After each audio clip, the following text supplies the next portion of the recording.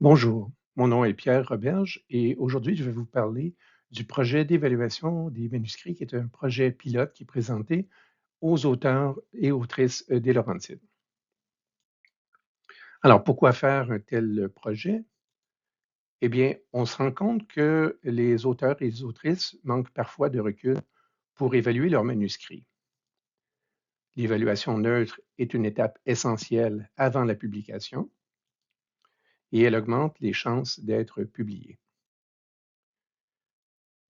L'évaluation, ça demande une lecture franche, mais bienveillante. J'insiste sur le mot bienveillance. On va y revenir un peu plus tard dans la présentation. Il s'agit de mettre de l'avant les faiblesses, mais aussi les qualités du texte. Et, comme bénéfice secondaire, je dirais, souligner les coquilles orthographiques ou grammaticales en passant. Le fonctionnement, si on veut le résumer, se passe un peu comme suit. Donc, il y a un appel de manuscrits qui sera fait par la responsable du processus d'évaluation des manuscrits, qui, pour simplifier, est l'adjointe administrative de l'association, Mme Gabrielle Roberge. Donc, pour le moment, le projet est limité au roman. Donc, on ne ouvre pas à tout ce qui est poésie ou essai ou autre type de document. L'auteur ou l'autrice choisit un ou deux mots-clés qui décrivent le genre de son manuscrit. Donc, est-ce que c'est un roman policier, un roman historique, de la fantasy, etc. Et la responsable du processus fait un appel d'intérêt auprès de la banque de bêta-lecteurs et bêta-lectrices. Étant entendu que ce n'est pas tout le monde qui disons, a des affinités avec certains genres littéraires. Et si on est un grand lecteur ou une grande lectrice de romans policiers, on va s'intéresser possiblement à lire dans ce créneau-là. Ensuite, une date de remise des évaluations est établie en fonction du nombre de pages. Donc, c'est à négocier entre, je dirais, les bêta-lecteurs, bêta-lectrices et la responsable du processus. On peut dire en gros que, disons, un roman de 200 pages, si on suppose que ça peut prendre peut-être un mois, bien, évidemment, un roman de 500 pages va en prendre quand même relativement plus. Et au travers de l'ensemble du processus, la confidentialité est essentielle et va être assurée par des mécanismes que je vais vous expliquer au fur et à mesure. Le fonctionnement, si on veut l'exprimer maintenant de façon graphique, on a la responsable au niveau de l'association, Gabrielle Roberge, qui va faire un appel de manuscrit auprès des auteurs et des autrices de l'association. Un auteur ou une autrice intéressée va envoyer son manuscrit selon des paramètres qui vont être expliqués plus loin. La mise en page va devoir suivre un certain standard. Et par la suite, la responsable va faire un appel d'intérêt auprès de bêta-lecteurs et bêta-lectrices, donc une banque qu'on aura constituée.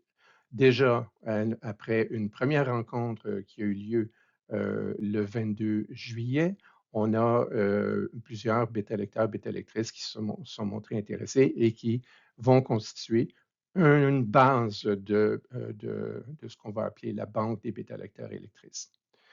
Donc, après l'appel d'intérêt, euh, les bêta-lecteurs intéressés se manifestent. Évidemment, ils vont s'être manifestés en fonction peut-être des mots-clés qui vont avoir été mentionnés par la responsable, soit, mettons, roman d'amour, roman d'aventure, etc. Donc, à la suite de quoi la responsable va remettre la version PDF du manuscrit au lecteur ou lectrice intéressé ou papier. Donc, ce sera possible. Je pense qu'il y a déjà une grande partie des bêta-lecteurs ou bêta-lectrices qui se sont montrés intéressés, qui vont préférer probablement travailler sur une version papier parce que la lecture en sera plus facile que sur écran. À la fin du processus, à la fin de leur évaluation, donc les bêta-lecteurs et lectrices vont remettre leur évaluation. Donc, ils vont avoir une grille d'évaluation qu'ils vont devoir remplir et l'ensemble des commentaires qu'ils vont avoir inscrits dans cette grille vont être transmis à la responsable Et aussi, il y aura un formulaire de rétroaction qu'ils vont devoir remplir. Donc, ce formulaire-là va leur permettre d'inscrire des commentaires qui vont être transmis aux personnes qui sont chargées de faire évoluer le projet. Par exemple, on pourrait dire, ah, il manque telle question, j'aurais aimé pouvoir discuter de tel aspect, ce n'est pas mentionné dans votre questionnaire, dans le gabarit de réponse, donc ça serait peut-être à ajouter comme question. Donc, un genre de rétroaction comme ça.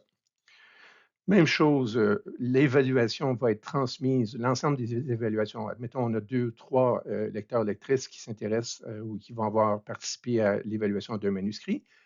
Les 3 évaluations vont être transmises par la responsable à l'auteur.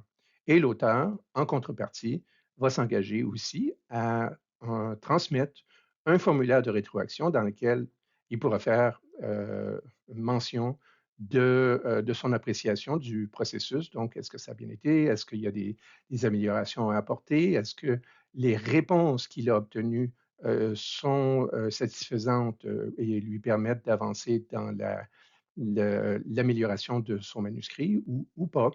Donc, l'ensemble des rétroactions, que ce soit des auteurs ou des bêta-lecteurs et lectrices, vont être transmises de façon anonymisée aux responsables du suivi de projet, donc pour fin d'amélioration continue. La fiche d'évaluation contient 15 critères, mais un 16e s'est ajouté, un 16e dont je parlerai un peu plus tard.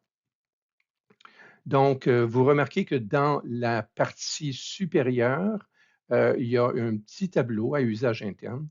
Donc, la responsable du processus, Mme Roberge, va attribuer un code d'auteur à chacun des auteurs autrices qui vont désirer utiliser ce service-là. Donc, un code d'auteur pourrait être A1, A2, A3, un code de manuscrit pour le manuscrit qui est à l'étude, et chaque bêta-lecteur, bêta-lectrice va avoir un code de bêta-lecteur, donc B1, B2, B3. Donc, il est très possible que le lecteur B5 lise le manuscrit M2 de l'auteur ou l'autrice A7. Donc, le gabarit lui-même est composé de, comme je mentionnais, 15 critères et un 16e qui est, disons, un critère plus général. On va les regarder un par un ensemble. Le premier critère, est-ce que le début du manuscrit est accrocheur? Pourquoi? Une personne attirée par le livre et lisant la première page, serait-elle suffisamment captivée ou intriguée pour souhaiter en poursuivre la lecture? Donc, voilà, donc une première question à laquelle on demande aux lecteurs, lectrices de répondre. Deuxième, l'histoire est-elle intéressante? L'intérêt de lecture est-il maintenu jusqu'à la fin? Sinon, à quel moment et pourquoi l'intérêt se perd-il? Donc, ça serait intéressant, si le cas, le cas échéant, qu'on puisse identifier l'endroit où il y a peut-être une baisse disons, de tension, une baisse d'intérêt chez le lecteur. Troisièmement, quel public rejoindra ce livre? À qui s'adresse-t-il? Grand public, public niché? Évidemment, la question est ouverte. Et ce qui est intéressant, c'est de pouvoir, pour l'auteur, comparer la perception que les lecteurs vont avoir de son manuscrit. Par exemple, un auteur pourrait avoir écrit un roman policier qu'il croit, disons, destiné aux adultes, et peut-être les lecteurs, lectrices vont dire, ben non, ce roman-là, c'est plus un roman jeunesse. Donc, là, disons, la perception du public cible peut varier entre les lecteurs et les auteurs. Ça pourrait donner des indications à l'auteur sur est-ce que je suis bien aligné par rapport disons, au public à qui je destine mon ouvrage. Quatrièmement, quelle est votre appréciation du style de l'auteur? En quoi se démarque-t-il? Parler de son originalité, du ton employé, du vocabulaire. Le niveau de langue est-il adapté au contenu? Cinquièmement, fluidité, lisibilité. Le texte est-il compréhensible? Facilement lisible. Exemple, de fréquents retours en arrière, la relecture de certaines phrases pour en absorber le sens peuvent être des indices de problèmes de fluidité.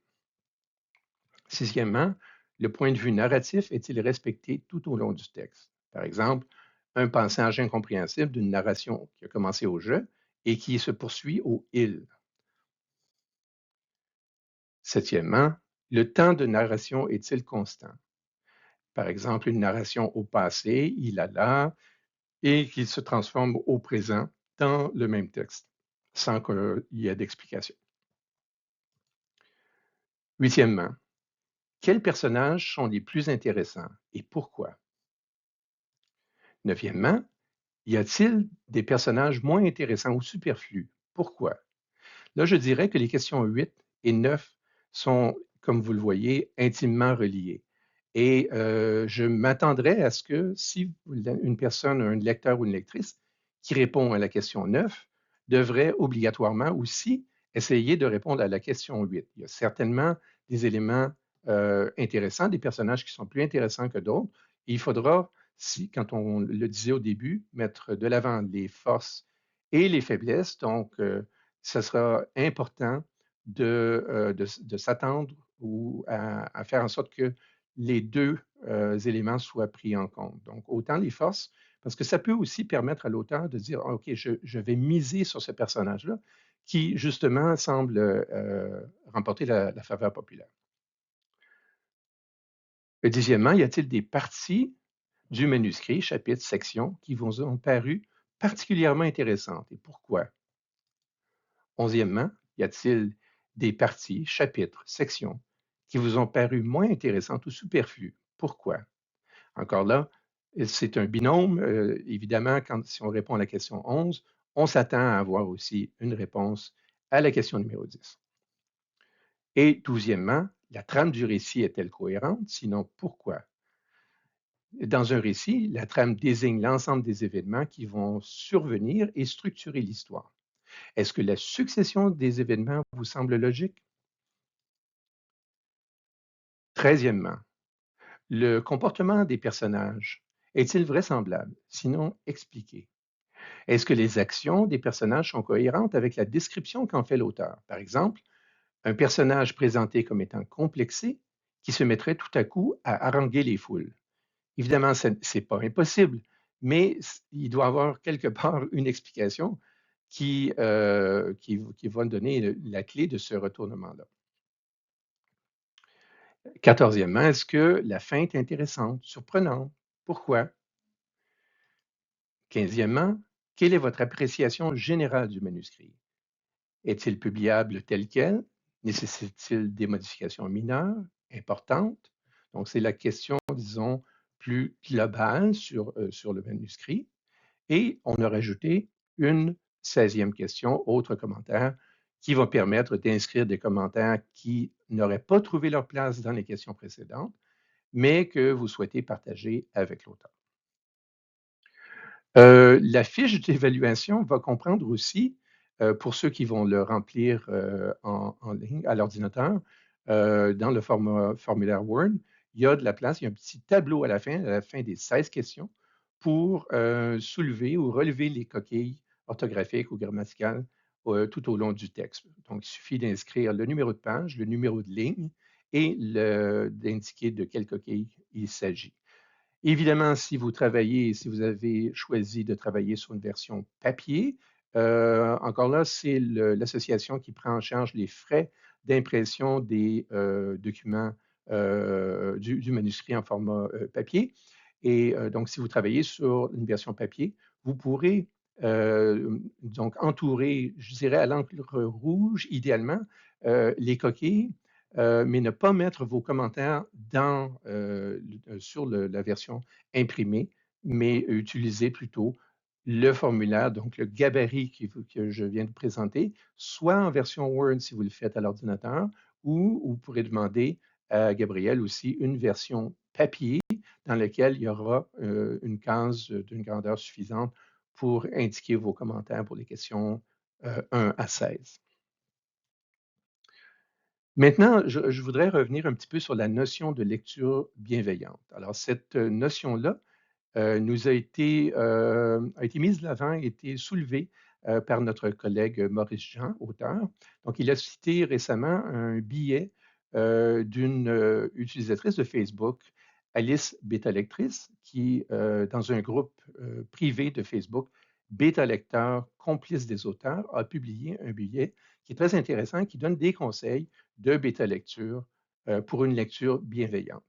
Donc, j'ai relevé les éléments importants de ce billet-là et je vais les partager avec vous. Donc, on dit que l'exercice de bêta lecture demande en effet une grande diplomatie pour offrir aux auteurs des retours constructifs tout en respectant les écrivains. La première chose qu'on suggère, c'est d'observer sans évaluer. Description factuelle.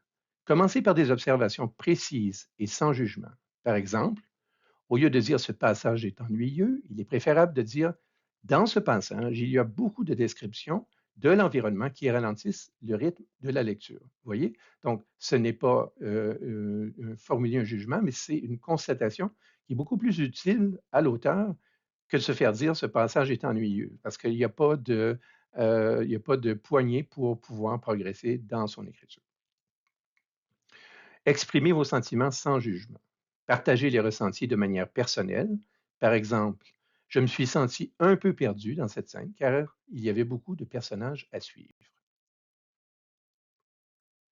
Clarifiez les besoins de lecture. Expliquez quels besoins n'ont pas été satisfaits dans cette lecture. Par exemple, j'ai besoin de comprendre les motivations du personnage principal pour mieux m'identifier à lui.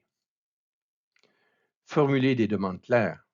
Suggestions constructives. Proposez des suggestions concrètes de manière respectueuse. Par exemple, serait-il possible d'ajouter un passage qui expliquerait pourquoi le personnage décide de partir à ce moment-là? Si on veut résumer, voici le processus à suivre pour offrir une critique constructive sans heurter la sensibilité de l'auteur, tout en restant intègre et direct. Donc, on commence par une observation. Dans la troisième partie, j'ai remarqué que la description de la maison prend 3 pages. Donc, ça provoque un sentiment. J'ai ressenti de la frustration en lisant cette section car je voulais en savoir plus sur l'intrigue principale. Et ça se traduit en un besoin. J'ai besoin que le récit avance pour maintenir mon intérêt et ma curiosité. Et donc, la demande, disons clairement formulée pour l'auteur, pourrait être quelque chose comme suit. Pourriez-vous envisager de condenser cette description ou de l'intégrer dans l'action de manière plus succincte? Voilà. Donc, maintenant, quelques mots sur la convention de participation. Donc, je ne la lirai pas avec vous, mais on a préparé une convention de participation pour les auteurs dans laquelle les auteurs qui désirent participer au projet donc s'engagent à fournir le document, une version PDF de leur manuscrit qui va respecter les contraintes qui auront été mentionnées. Et donc, ils vont s'engager aussi à la fin du processus, après avoir reçu des formulaires d'évaluation de manuscrits, donc des gabarits qui auront été remplis par les bêta-lecteurs et lectrices, ils vont s'engager à remplir un formulaire de rétroaction, le formulaire dont je parlais tout à l'heure, qui va être anonymisé, mais qui va être transmis aux personnes qui sont responsables de l'amélioration continue du projet. Même chose du côté des bêta-lecteurs et bêta-lectrices, mais en plus, ce qu'on demande aux bêta-lecteurs et lectrices, c'est de s'engager à ne divulguer aucune information de quelque nature que ce soit quant aux manuscrits qui vont leur être confiés. Donc, l'évaluation doit demeurer confidentielle et la préservation, on dit, de l'anonymat est essentielle au maintien d'un climat de confiance et à la poursuite du projet. Donc, à la fin de l'évaluation, le bêta-lecteur ou la bêta-lectrice devra confirmer s'il a une version papier, il remettra la version papier à Gabriel.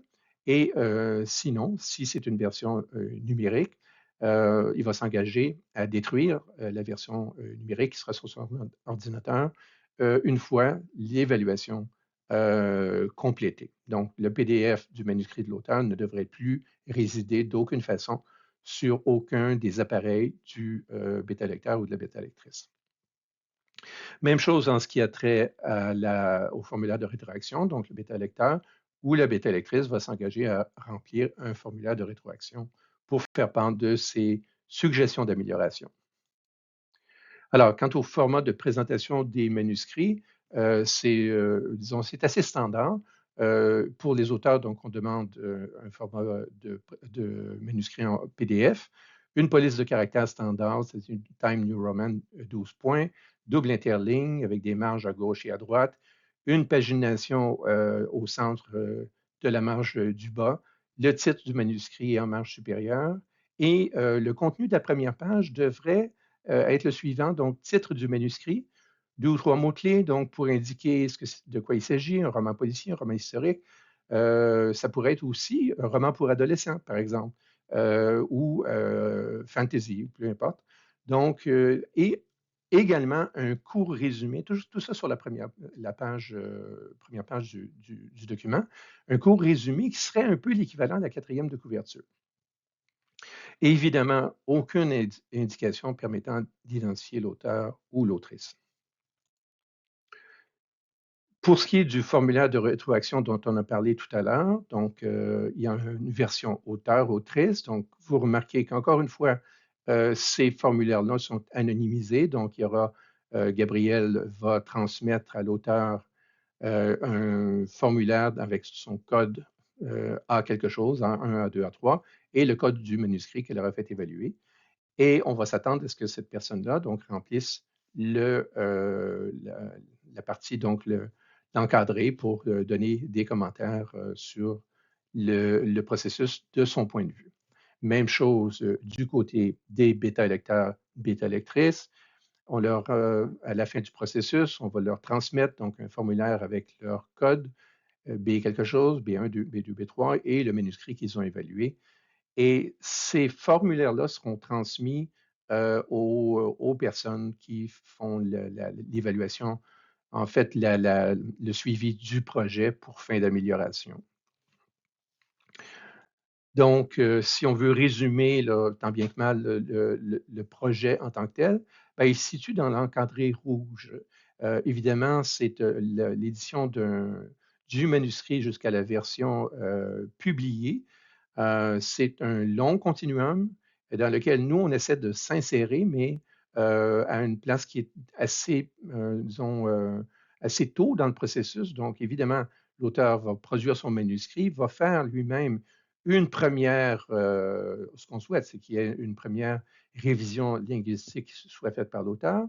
Ensuite, notre processus à nous, donc d'évaluation de manuscrit, dans l'encadré rouge, il y a une évaluation qui sera faite par une, deux, trois, mais idéalement plus de deux ou plus de une personne. Donc, si on a des commentaires qui sont faits par un lecteur ou une lectrice, ces commentaires-là peuvent peut-être être tempérés par les commentaires d'un autre lecteur ou lectrice. Donc, c'est intéressant d'avoir plus d'une évaluation pour un même manuscrit. Donc, plus il y en aura, le mieux ce sera. Les rapports de lecture donc, sont par la suite transmis à l'auteur qui va faire des corrections sur son manuscrit. Et là, par la suite, on sort de la boîte rouge. Donc, évidemment, l'auteur ou l'autrice pourra par la suite demander une évaluation professionnelle, donc payante, mais sera probablement plus à même d'en tirer des bénéfices puisqu'il y aura eu des changements peut-être, des améliorations qui ont été faites et la version qui sera transmise à l'évaluateur professionnel sera probablement dans un meilleur état et donc vous en aurez plus pour votre argent, je dirais, là, comme auteur. À la fin, donc, il y aura certainement, à la suite de ça, d'autres corrections et révisions linguistiques par l'auteur, suite à quoi le, le manuscrit sera transféré ou transmis soit à un éditeur traditionnel et qui va sans doute demander des corrections, c'est pour ça que j'ai mis boucle sans fin, et, ou en édition assistée ou en auto-édition. Et là encore, il y aura possibilité de demander des services professionnels de révision linguistique. Donc, voilà en gros le processus et la partie limitée dont on s'occupe là par la bêta lecture de notre côté. Pour participer, donc, vous n'avez qu'à écrire un courriel à auteurdeslaurentides@gmail.com. Si vous voulez participer à titre de bêta lecteur, bêta lectrice, mentionnez à Gabrielle que vous êtes intéressé à faire partie du projet. Elle va vous envoyer les documents nécessaires pour confirmer votre participation et par la suite, Gabriel fera éventuellement un appel à manuscrit qui est tout à fait autre chose. Là, on est en train de finir de compléter la banque de bêta-lecteurs et lectrices, mais on est en bonne voie de le faire. Alors, je vous remercie beaucoup. J'espère que vous serez nombreux, nombreuses à participer à ce projet-là et on en tirera tout le monde des bénéfices. Merci infiniment.